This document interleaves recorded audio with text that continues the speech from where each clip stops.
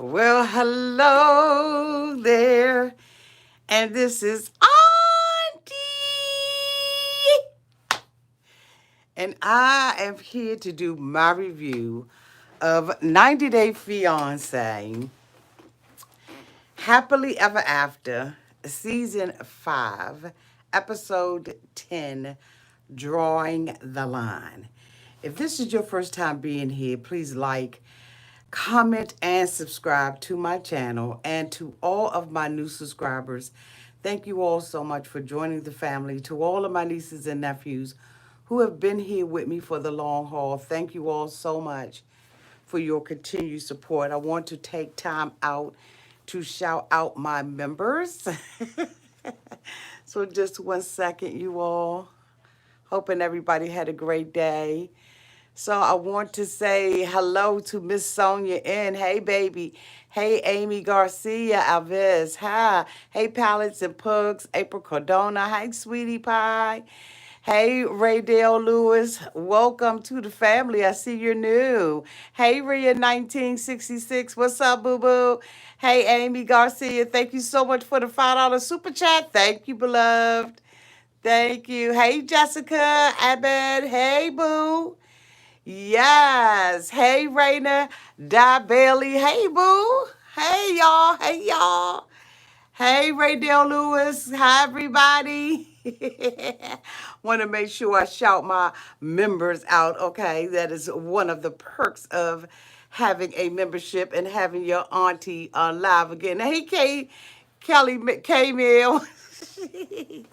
She made sure she stood up. She said, I ain't a member, but damn it, to the left, okay? Hey, Diane Diaz, welcome. She said this is her first live.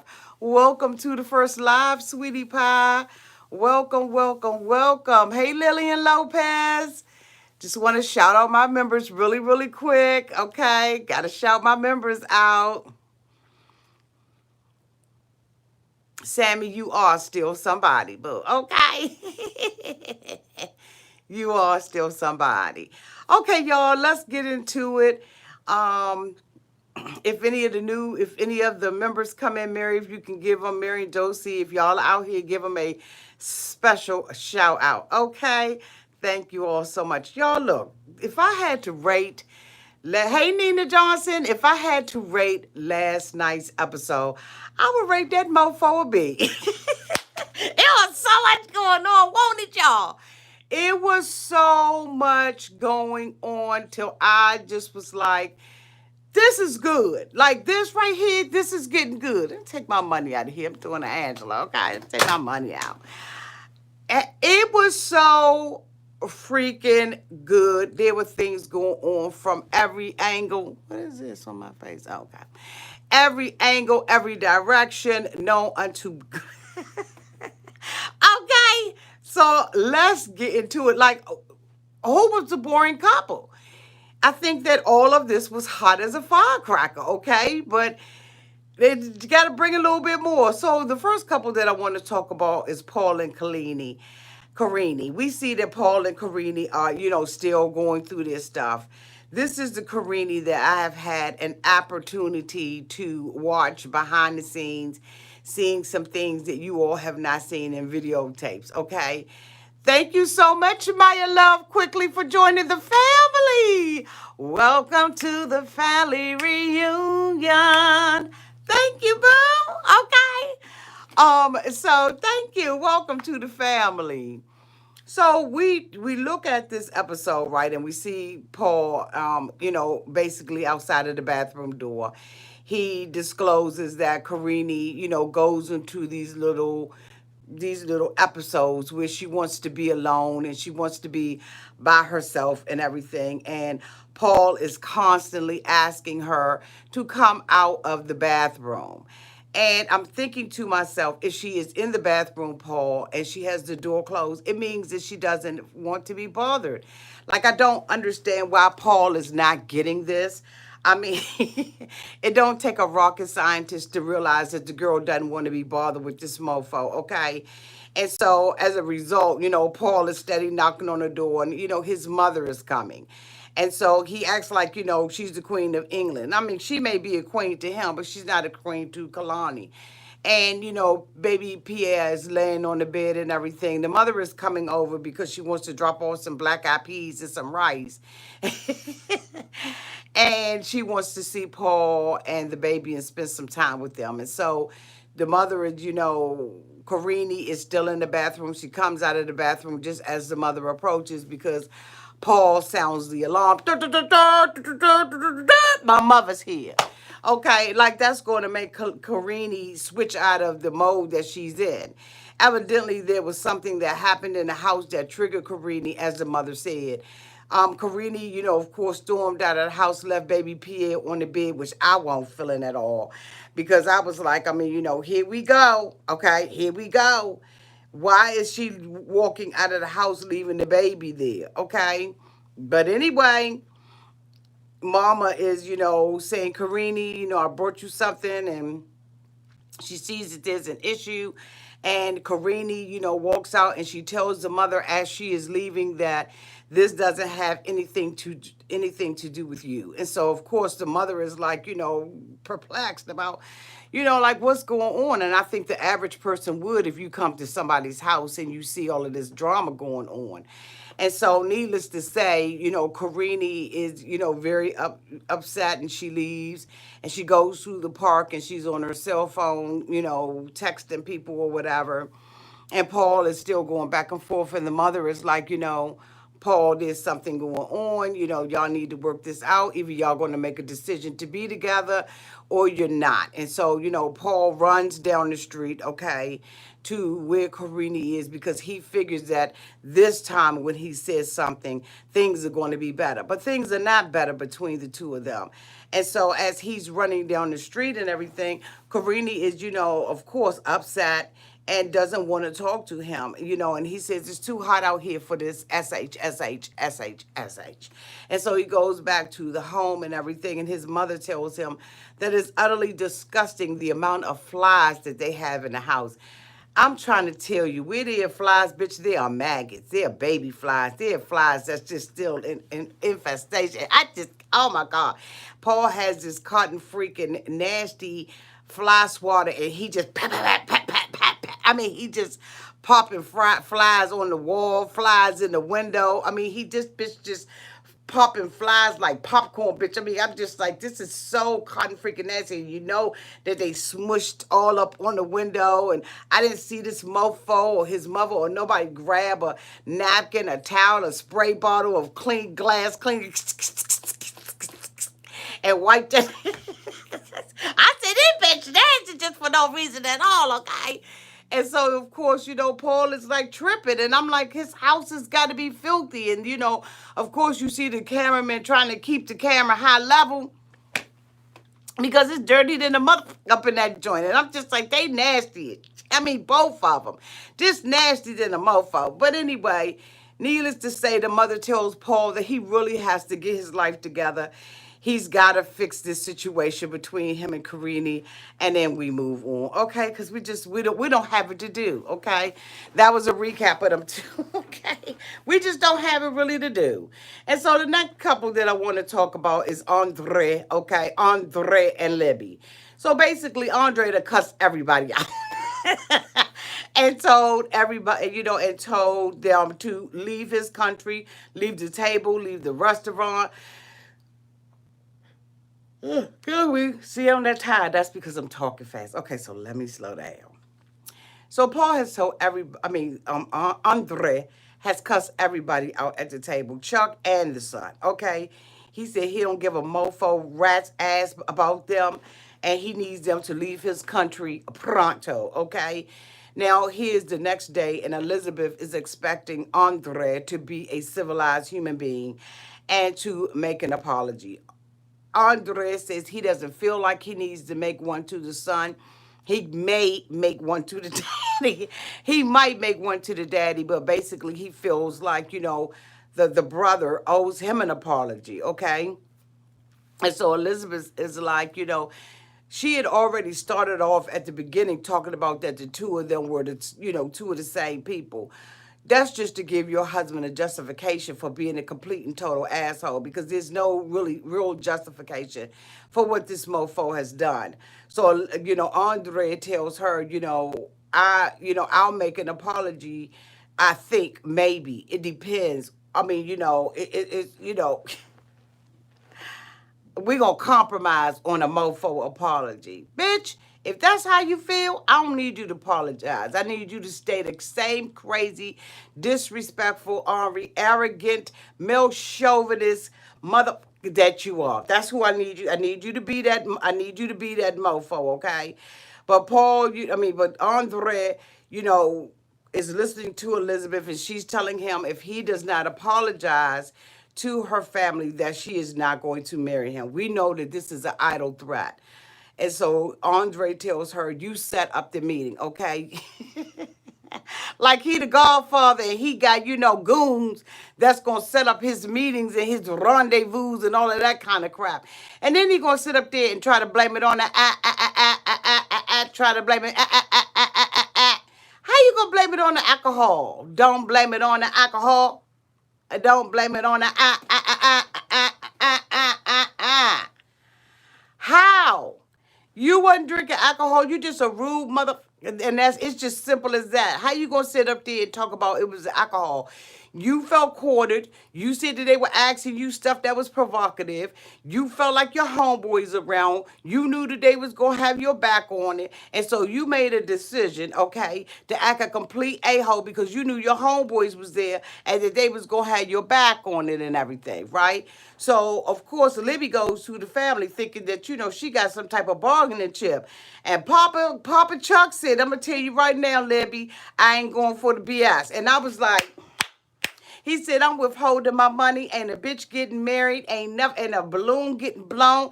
And a streamer being hung up in it. And a cracker being... Ain't no crackers, no peanut butter, no gelatin meat. Ain't nothing happening up in this camp until I know that this mofo is going to issue me the apology that I feel like. I feel like that mofo is using me for my money, but I'm going to call that mother bluff, okay? I ain't paying for a thing from him, for you, for the baby, for the grandparents. I ain't paying for it up in here until that will come up in here on bended knees, okay? Bended knees like boys to men. He gonna have to come up in here with, okay? He gonna have to come up here and suck a little. He's gonna have to kiss the king's ring, bitch. Daddy said I ain't paying for nothing. He can kiss my... He can kiss my you-know-what, okay?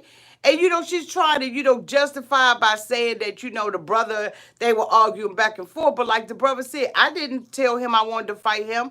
We just was asking questions. What the mofo trying to hide? So, of course, now Libby got to go back to this mofo and tell him that my dad said he pulling the plug on this. So, you're going to have to go over there and you're going to have to get everything straight. You're going to have to go over there and kiss the ring of the king because Daddy-O is the one that got the finances, okay? And there's no romance without finance.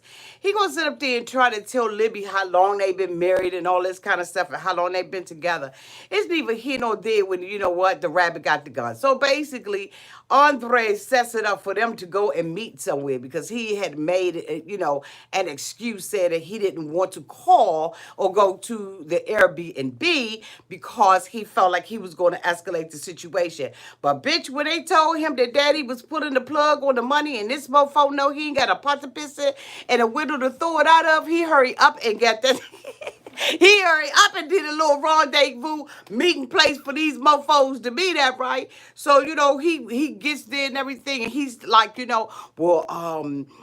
basically, I'm going to go ahead on and apologize for the time being because, Dad, got that papers and Dad threatening to take the papers. So when he woke up there and everything, he thinking everything cool in the game. Elizabeth didn't know. What Elizabeth failed to tell him was that my daddy feel like he want to throw some bows, okay? My daddy feel like he want...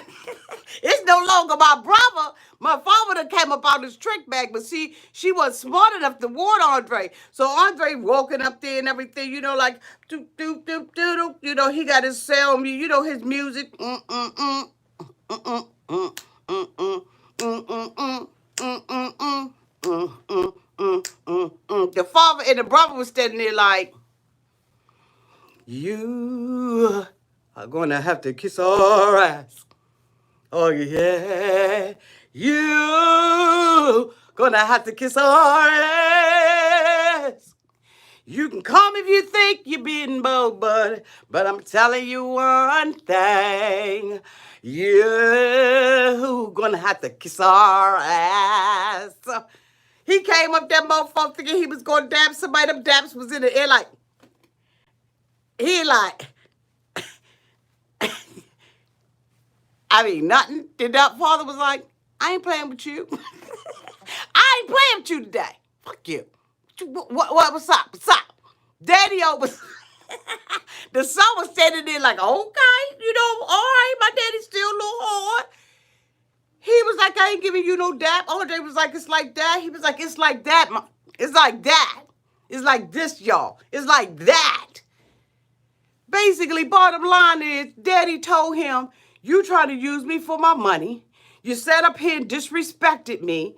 You talked to me. You told me to kiss your ass, pack my stuff up, and not only leave the restaurant, but leave your country. We didn't treat you like that. I don't know what Andrei we looking at. I don't know what Andrei you really are. But I tell you what, I ain't playing with you. I ain't dapping you up. I'm withholding all my money. I'm withholding all of my support because I want to see whether or not you are sincere.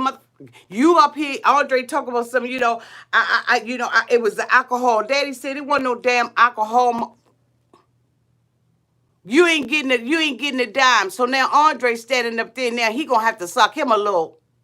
Okay, he gonna have to handle that. Okay, he gonna have to handle that because they're not playing with Andrei. Every excuse that Andrei came up with, and every excuse that he thought was gonna be able to pass Papa San. Papa San said, "I'm not playing with you this time." Ain't nobody getting married, bitch. Ain't nothing happening at the church. And so now Andrei's going to have to eat a whole lot of humble pie. And he's sitting up there talking about some, I'm apologizing to you because, I'm sincere and I want to straighten this out. No, he wants to get married. Now he's got to show up in front of his in front of his boyfriends, his girlfriends, and now he being bitch made. You understand what I'm saying? Because the father's not playing for him. Now you bitch made, okay? Now you daddy's little, You daddy's little hoe now, okay? Daddy done made a hoe out you. Okay? Daddy done straight up in Moldova that made a hoe out you. But at the end of the day, they're going to pay for this wedding. All right. The next person that I want to talk about is Larissa. Larissa is sitting up there with Ariki. Okay? It's the next day. She full glam. Like, come on now. Ain't nobody stupid. Larissa the day before was looking like a hobo. Now today, Larissa got full glam on, got her hair done and all of that kind of stuff. If this ain't the fakest storyline that a mofo done seen. But you know what? That's the reason why they ended up coming down to a B. Because it would have been an A had we not seen this little stupid storyline between the two of them. So Eric, he's in there basically cutting up salad and lettuce and cucumbers with his broke back. Let me tell you something. This is a broke back mountain joint right here, okay? Like, cause ain't nobody stupid. So Larissa comes out and he's like, how you doing and everything? Did you sleep? She talking about she ain't sleep. He talking about he ain't sleep because of the argument and everything. Basically, I'm going to wrap these two little bitches up because I really don't care too much about them and their storyline. Basically, Larissa was like, you should be grateful that I don't know how to suck the wiener good, the wee good, because that means that I ain't been with a whole lot of men and I ain't skilled at sucking wee. Said no woman, okay? Said no man. Said nobody that want their wee sucked, or said nobody that enjoys sucking wieners. Nobody says that. You should be lucky that I don't know how to swab the knob. I'm just saying. This is some bull right here. He was like, you shouldn't have went to the women and you shouldn't have pursued this and everything. And she's like, yeah, you right. I shouldn't have pursued it, but I did because, this is just stupid. All for him. He's talking about the reason why he said that because he was in a new relationship and he want the new girls to know that they got to step their game up. You understand what I'm saying? This is going to probably get... This video probably going to be unmonetized like the other one. I don't care at this point. We talking, okay? Like, I'm sitting up there thinking to myself, like, are you cotton freaking serious? Like, this is absolutely ridiculous right here. This is really a conversation that's going on. Larissa went to go and see her lawyer. I didn't even look at this. I can't tell you what happened with the lawyer. I know that he's still handsome, and as long as he's still handsome, it's okay. I didn't even watch that. Because I think that this is a fake storyline between the two of them. Some argument that they conjured up between them, Carmen, the roommate, and all of that old bull crap. And she talking about she love him like the sun. Girl, get up out of here. You don't love the sun. You ducking the sun. You're using suntan lotion. I mean, come on now. You're using bronzers. This is sun made right here. This is sun. All this. All this. Stop it with the crap. Anyway, we finished with them. The next couple I want to talk about is Colt and Jessica and that daggone sneaky, low down, dirty, trifling, lonely, desperate ass Debbie. Let me tell you something. Colt woke up looking a hot tail. Colt needs he need to do as much work on himself as I do on myself. Like he needs to slick it down. He needs to, put some foundation on, a little bit of eye makeup. He needs to flat iron his hair. He's a whole boob job, okay? He's a man that just seriously need to do a whole bunch of... Thank you for the super chat. I'm sorry. I want to roll. And he just needs to do a whole lot of stuff to himself because when this can wake up in the morning, okay, he looks a hot-ass mess. So he, says that he got a knock in the morning in the door.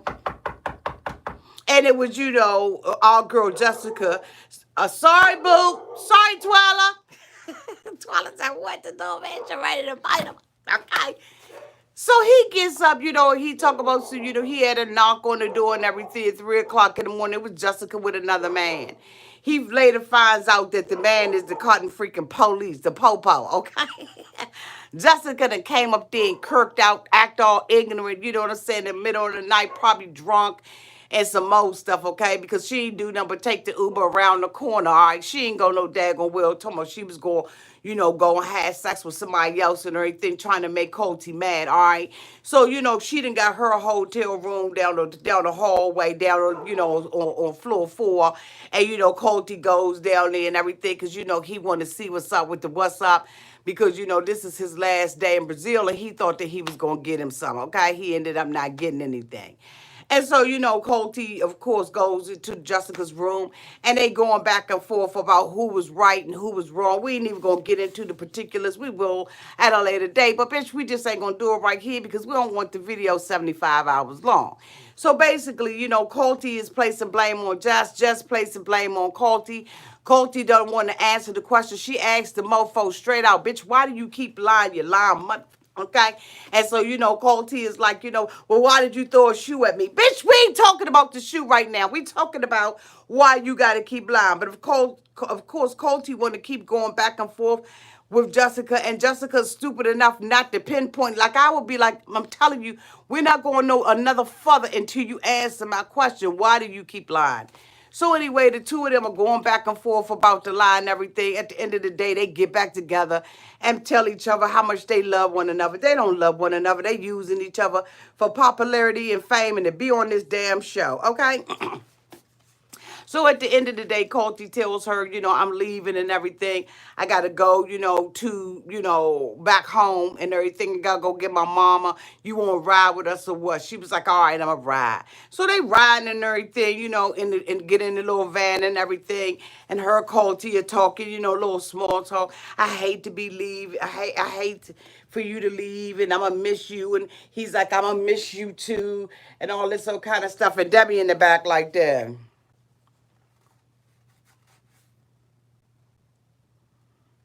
All right. We got to talk about last night. Debbie, we ain't got to talk about a there, because I ain't sleeping with you. I don't owe you nothing, young. We got to talk about last night. So, Jessica goes ahead on to say something. I would have straight ignored Debbie the whole ride. I'd have made that little baby boy, that little big breasted baby boy, got all that breast milk up in there. See, that's the problem. He need to go and pump, okay? He need to pump so he can go ahead on and give a bottle to Debbie, batch. I'm so sick of him breastfeeding his mother and his mother breastfeeding him. I don't know what to do with these two. Oh, my God. Okay, I'm out of pocket. Okay, Auntie, bring it back in.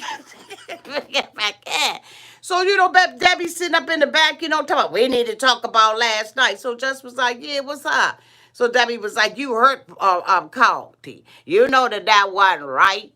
And so, Jess was like, because he hurt me first. And so Debbie was like, how he hurt you first? He ain't hurt you first. And so she was like, he did hurt me first because he lied. She was like, he lied. She was like, the bitch lied. Do you understand me, Debbie?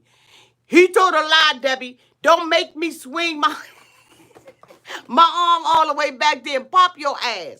So Debbie is, she's signifying getting all up in the business and everything because she hate for them to be cozy. She hate for them to be,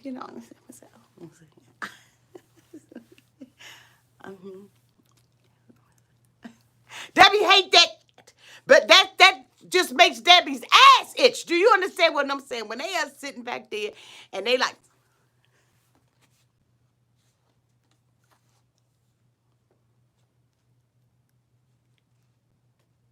when she sing just like that just makes Debbie's complete. Like Debbie be just drilling up in her butt crack, just scratching it. It just. And I just be loving it because Debbie can't have Colty the way she wants him. Point blank. Debbie, you could be infatuated as much as you want to be with your son. But you can't have him like that. So I'm going to tell you what you need to do, but you need to go ahead on and get you a big, strong doses of preparation H, boo. Take the whole tube, just start from the bottom, just squeeze that preparation H down and smack it on the smack it all up in you. Just smear it all. Just take all of it, Debbie. Just take the whole thing, and Debbie, you know you can do it. Basically, Jess was like, you mind your business, he a liar. And, and I'm coming over there, okay? So they get to the airport and everything. Debbie got her little walking stick.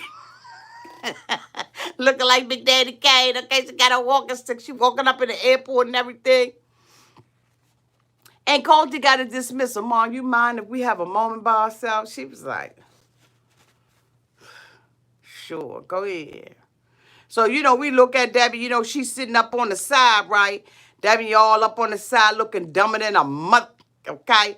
Sitting up there. So Colty is like, so I'm going to miss you and everything. So she's like, oh, baby. Oh, my God, I'm going to miss you too, Colty. And, she's just looking lovingly up at his nipples and everything, just waiting for a treat, okay? Waiting for him to just slide that curtain to the side, okay? Debbie's sitting over there. Don't propose. Don't propose. Don't propose.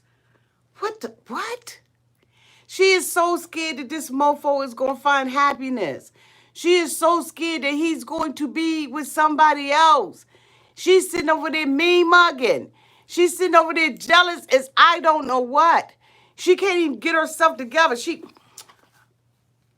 I ain't never seen an old woman so immature in my life. Debbie, get your whole life, boo. I'm trying to tell you right now, there's somebody out there for you, young. Why are you all up on your son like this, you trifling? Oh, my God. So anyway, Colty is basically, talking to her, and they're talking about their future. I don't care what they was talking about. I was just so busy looking at Debbie dumbass. And so the next thing Debbie coming over this, that's enough. Kids, that's enough. Cut it up. Colty, it's time to go. Jess was looking like, you need to keep your mother out our business, young. You need to grow up and stop being a baby boy. Even Colty said that he knew his mother was antagonizing Jess.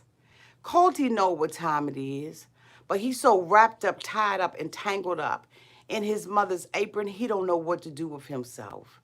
Basically, Debbie is trying to sabotage the relationship with everything she knows to do.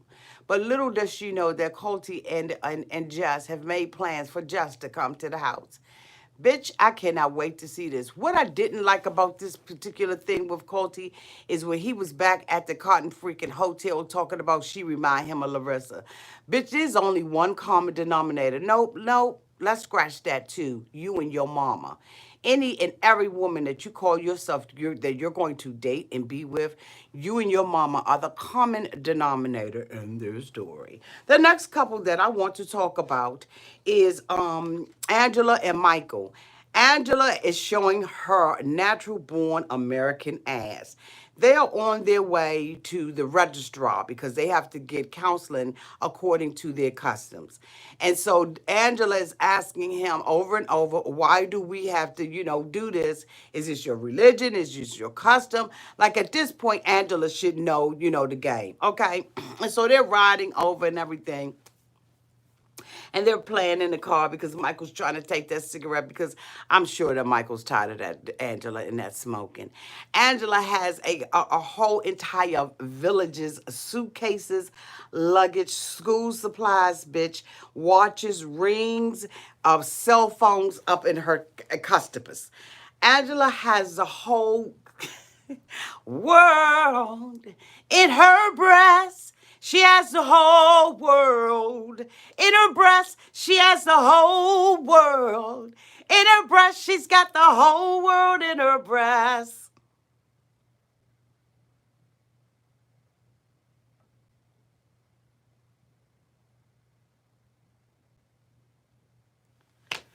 So Angela's sitting at the registrar's office and they're, talking to them, husband and wife, and they're like, okay, Angela, you've come before us and you want to be married. And so Angela was like, and she was like, how did you all meet? And so, he tells her that they met on Facebook. She said, out of all the women on the internet, out of all the bitches on the internet, all the pretty model bitches on the internet, why this bitch? Why her? And so Michael's like, it was just something that just kept drawing me back, just the capability of her to holler and scream and smoke a cigarette and drink and whistle and sing and feed a whole village at the same time. Just really, I found myself attracted to it. And so, she's like, well, Angela, do you love him? And Angela's like, yes. She said, well, bitch, I noticed that you've been married before. So Angela was like, yeah, I was 17 years old. I only stayed married to him for 3 years. I realized that this is not what I wanted. So she was like, okay. Well, according to our Constitution, okay, there are 3 forms of marriages, Angela. So the first one, Angela, is that it is the regular one, okay? This is number 1, is the regular one. And so your husband, if you so choose to choose this box, okay? This curtain, bitch, this marriage behind this curtain number 1, it means that Michael can have up to 2 or 3 other wives. Angela said, no, let's look at curtain number 2. Can you tell me what's behind curtain number 2? She said, okay, under curtain number 2 is the Islamic marriage. Means that he can be married to you and had 4 or 5 different women. Angela said, hell no, last choice. Can I please choose curtain number 3? She said, sure. Under curtain number 3, you have what we call a regular civil marriage. And that means that it's going to be one man, one woman. Angela said, ding, that's one. Give me curtain number 3, bitch.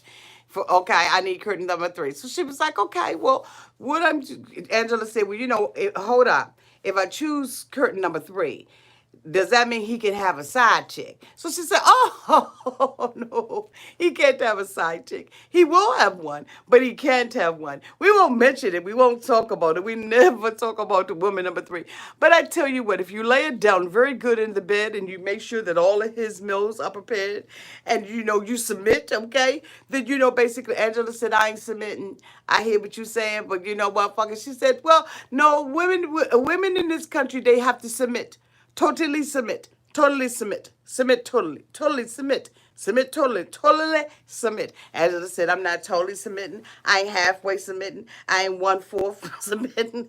I ain't 1/18 for submitting. I'm not doing it, okay? He's going to have to understand. They said, you know what, fuck it. You got the cameramans here. We got paid a little bit. So we're going to go head on and give you this marriage license. This was just a preliminary discussion that TOC wanted us to have, just, with you. So Angela walks up out of there and was like, Michael, look, I done told your bitch ass I ain't submitting. Now, do you understand me? Michael said, yeah, Angela, I know. I'm doing enough I'm living for the city. I'm living just enough for the city. Okay? He said, this is a good rich town. Yeah, but I just grew up in the poorest. Okay.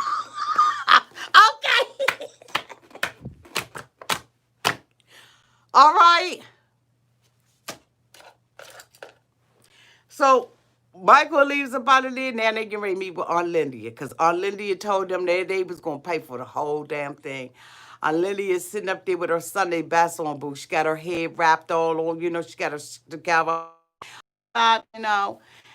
So she said, so yes, the wedding is getting very close and everything. So, Angela starts showing her ass in front of Aunt Lindia.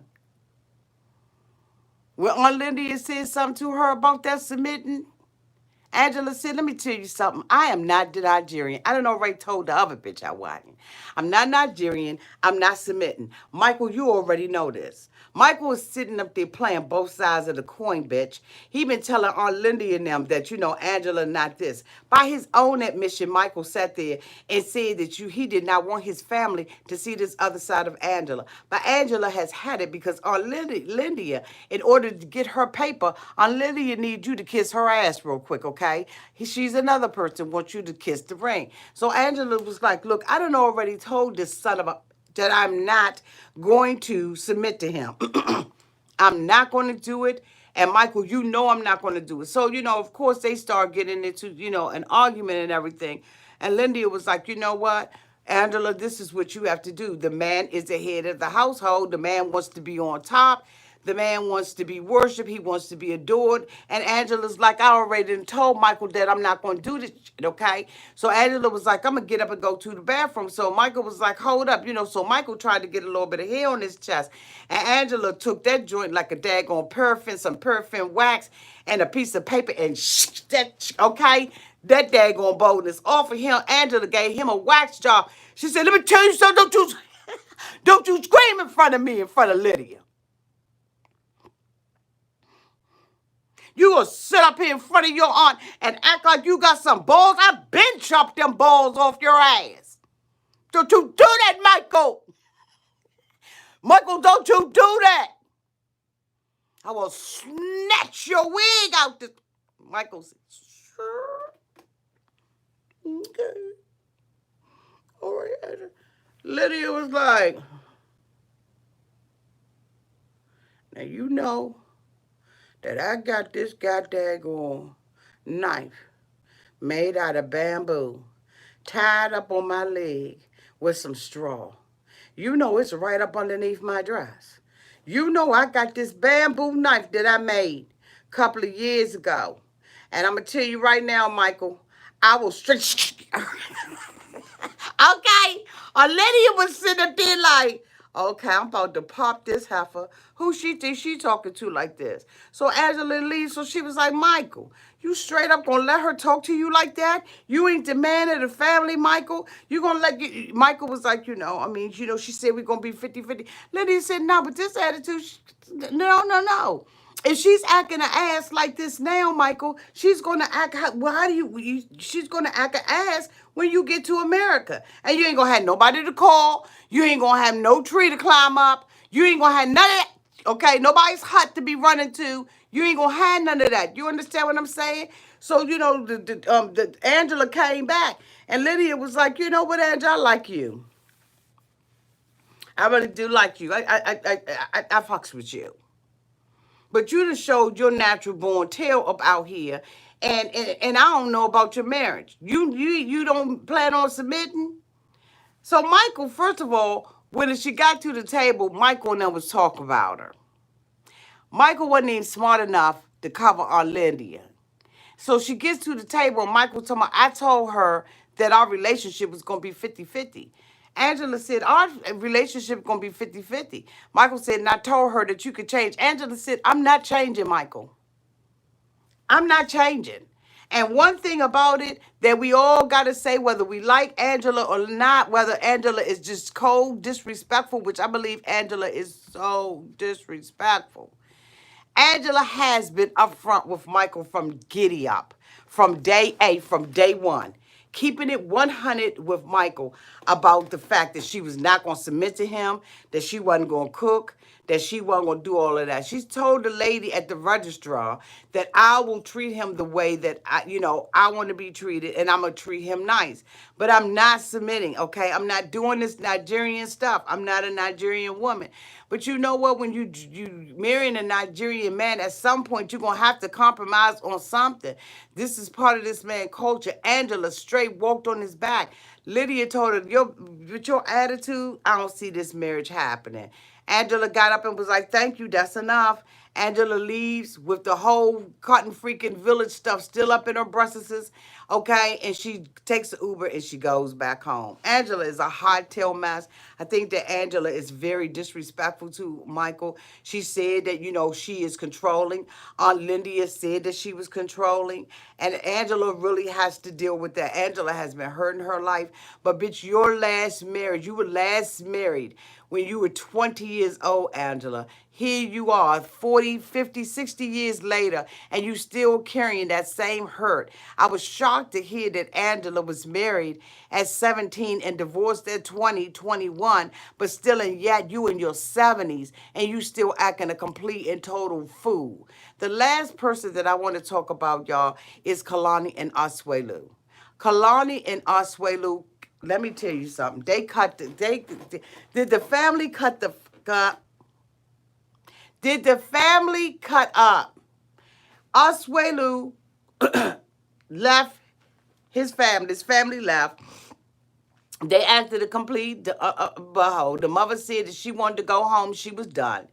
And so the family left. Asuelu makes a decision because he had brought all the gifts and everything to go over to, mama's house, okay? He decided he wanted to go over to mama's house and have a conversation with the family because at the end of the day, he still loved them. And he, didn't like the fact that Kalani was like, your family only love you if you're giving them dough. So he was like, I want to go over there, have a civilized conversation with them. And I want to, set the record straight that they love me because they love me, not because of my money. Well, bitch, he gets to the house and the sister Rose, okay, was like, oh, she was hugging him and everything, because this is the one that can't hear. But I'm saying, okay, so this is the one that can't hear, right? She definitely think. How the fuck did she hear somebody knocking on the door? Do they have like a special bell system or something? The sister Tanya, whatever her name is, that's a rude bow, okay? She probably was like, get the door, pat. You know what I'm saying? She probably was, I'm sure that her sign language is off the cotton freaking hook. Because, but how did, out of all the people in the house to come get the door, bitch, why would they send Rose? Suppose it was a pizza man. Suppose it was UPS or a package was coming from Amazon. How the fuck was she going to have to handle that? Suppose FedEx needed her signature, okay? How are they supposed to tell Rose that? You understand what I'm saying? Maybe it was a little girl down the street selling Girl Scout cookies, bitch. Why would they send Rose? I don't have no understanding. I don't understand, no understanding, and no disrespect to nobody, goddammit. But why the fuck would you send her to the door of all the people to send to doors? Good thing it was Asuelu and it wasn't some kind of package or some kind of emergency or something like that, or a kid lost down the street. Bitch, they wouldn't have been able to tell Rose nothing. But anyway, it was Asuelu. Rose hugged them and let them on in the house. Mom and the sister Tammy sitting up there, okay, looking like they, oh, girl, looking like they just lugged 50 logs, bitch, to the fireplace. I'm trying to, I know y'all be seeing these mustaches and these beards and all of this stuff. I mean, these bitches looking like they the clumps. You understand what I'm saying? They look like Eddie Murphy playing all 5 parts, bitch. They look like the clumps of us, Samoa. Bitch, I just was waiting for somebody to say, Hercules, Hercules, Hercules, Hercules. I said, you can, like, all these bitches look the same, okay? You take a wig, you take a hairpin, you take a flower, bitch. All they needed to do with Asuelu was stick a rose up into this bitch's head, and they all would have been looking the same. You understand what I'm saying? I've never seen anything like this, okay? I'm just like, okay, so where's Eddie Murphy and Arsenio Hall? They coming out behind us. I mean, y'all know this look like an episode of The Clumps, right? So anyway, the sister sitting on it. You still mad at us? You still mad? So Asuelu was like, no, I ain't mad and everything. I just wanted to come over here and speak my mind a little bit, and I wanted to give out some gifts.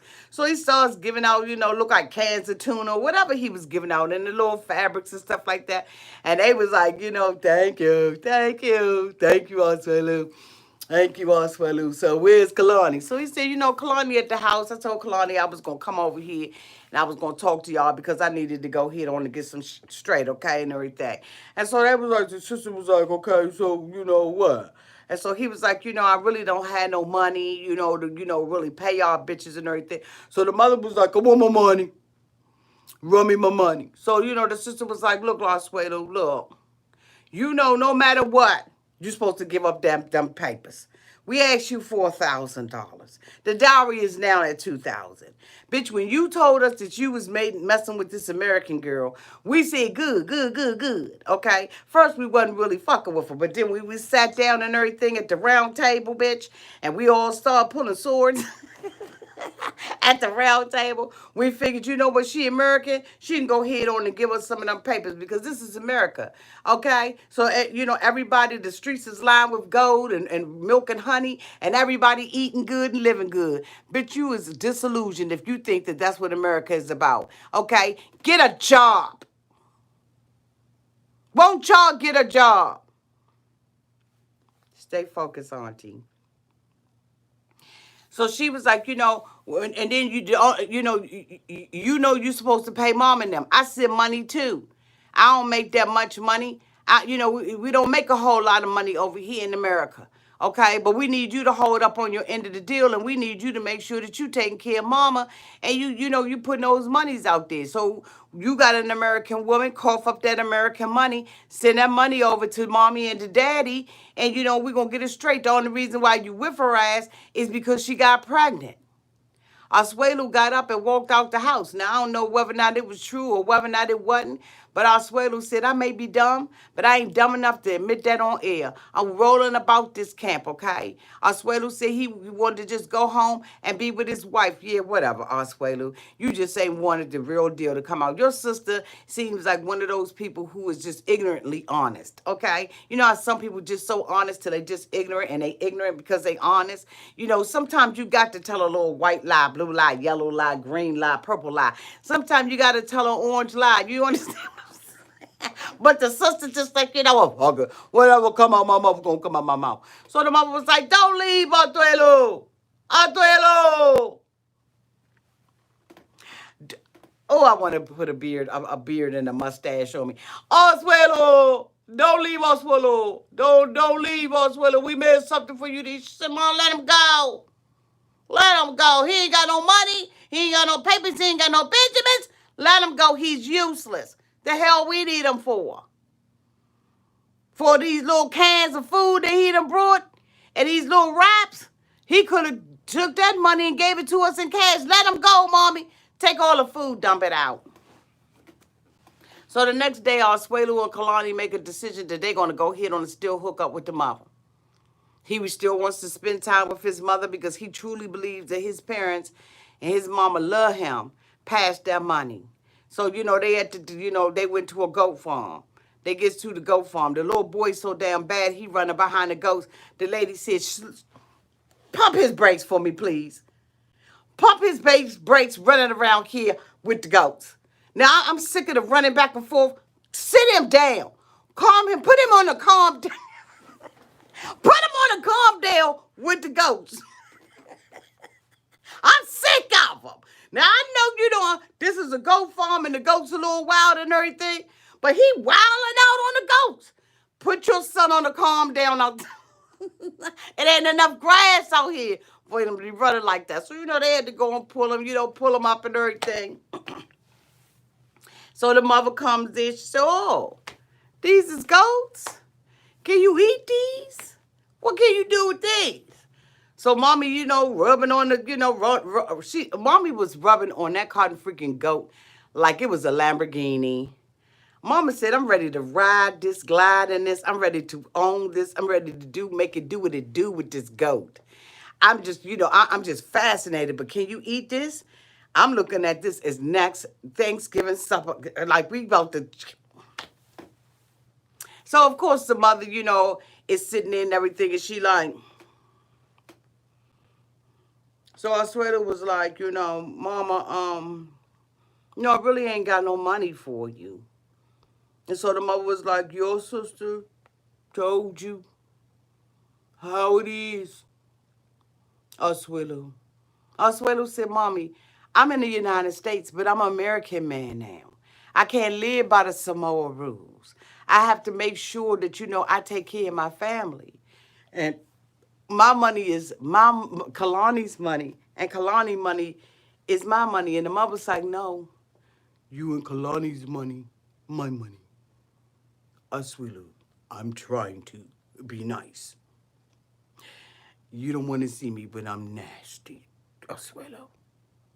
Now, we keep going around Robin Hood's barn, but I'm telling you, Asuelu, the way to my heart is through your pockets. You got an American woman, you live here in America, and I need you to run me my money. So Asuelu was like, Ma, I can't.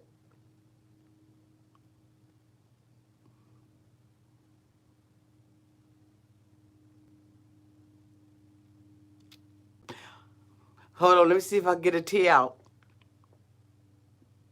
I can't. I'm taking care. It's like there's a voice exchange.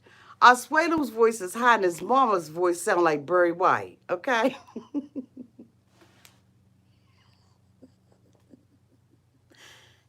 You did wrong, Auntie. So anyway, Asuelu was like, I can't. I have to take care of my kids. And you don't want them to be homeless. I have to, in Samoa, you can just get you a house and live in it by yourself and plant plants outside, and you can eat from the plants outside. But here in America, we would be homeless. They would die, Mama. They would die.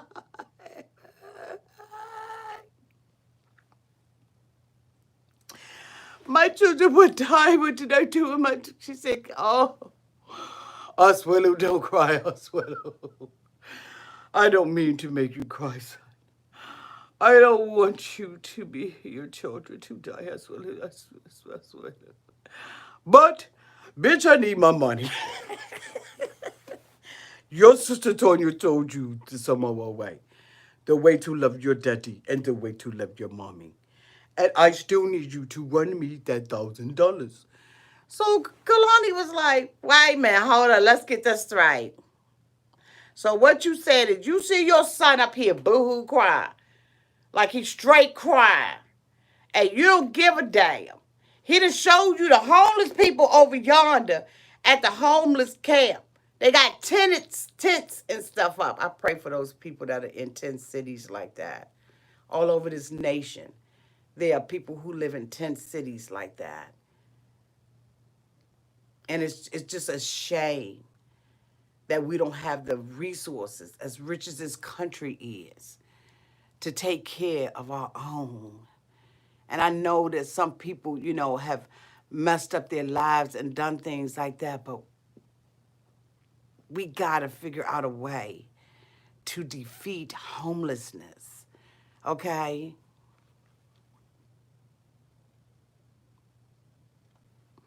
So anyway, Asuelu then already pointed these people out. And the mother was like, so she was like, so even though he's crying and we don't have the money like that, you still want him, you want your money from him? She said, yes, that's what I'm saying. I still want his money.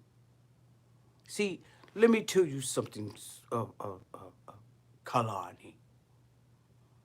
When he met you, before he met you, he was taking care of me and his father. And then you came into the picture and he stopped doing it. Well, let me tell you something, Kalani. He is going to continue to run me my money. And I want my money now.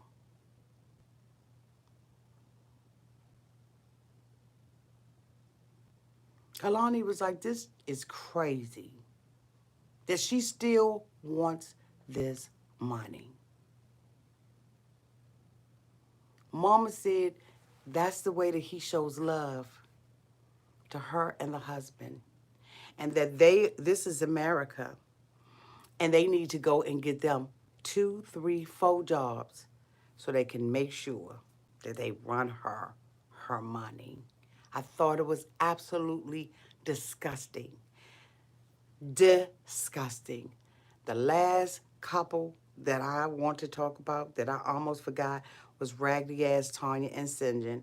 Sinjin is having the time of his life with his homeboys. He is met up with them and he is just drinking and partying. They, make fun of him because he's gained weight. He said he, is up to 230 pounds in America. His friends asked him, is he happy in this marriage? They talked about how Tanya moved into the apartment and was trying to run that joint. They said she was there. The producers asked, was she there a couple of weeks? They said, no, the bitch was there 2 months, running her mouth, trying to run the house and everything. I absolutely loved the roommates. Did y'all love the ex-roommates? Sinjin basically said that that was his fault, that he had fallen in love with her. He brought home a girl from the bar, okay? And he, wanted to just have a good time with his friends. And I was so happy to see Sinjin have a great time with his friends. This was the first time we really, since last season, got the opportunity to really see Sinjin and to see him happy. And so, at the end of the day, the friends was asking him, are you happy? And he said, I could be happier. And he says that, it wasn't about a green card. It was 90 days. He wanted to marry her. But he wonders whether or not he has made the right decision and whether or not this is something that he can stay committed to. And I say, Sinjin, bitch, run. Sinjin, bitch, run. Sinjin, bitch, run. Y'all, the next episode look like it's going to be off the hook. If you all have seen the previews, Kalani looked like his sister was trying to attack Kalani. And she was like, if your sister had laid one head on me, I was going to drop her. Period. It looks like next episode is going to be fantastic. I'm hoping that you all enjoyed this review. I am over. This is the end of the review. I'm going to go downstairs and hopefully I will muster up enough energy to be able to do a review live tonight on 90 Day Fiance the other way. I hope I didn't go past my time. I love you all to pieces. Thank you so much for the super chat, beloved. Thank you to the moderators. Hello to all of my members. I love you all. Have a great evening. Bye, y'all.